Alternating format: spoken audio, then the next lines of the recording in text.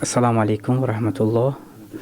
Добрый вечер, уважаемые братья и сестры, соотечественники, единомышленников.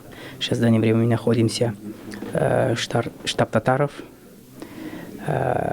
где возглавляет Рустам Афанди.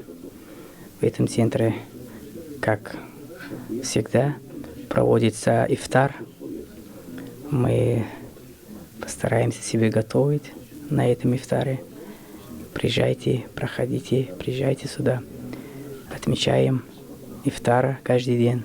Послушаем лекция. Здесь вы, как сами свидетели, часто встречаются все разные степени людей, ученые, кандидаты, доктора, профессора, и также студентов, ученые ислама. Поэтому желаю всем удачи, благополучия. Вот этот момент, вот эту атмосферу надо использовать именно молодежи.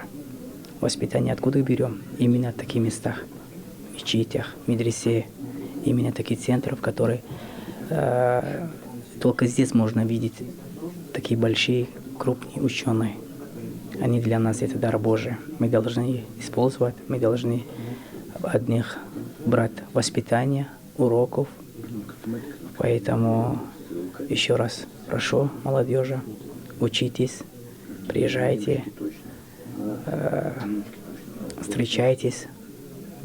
Именно такие места, которые отсюда идет нур, свет, благополучие.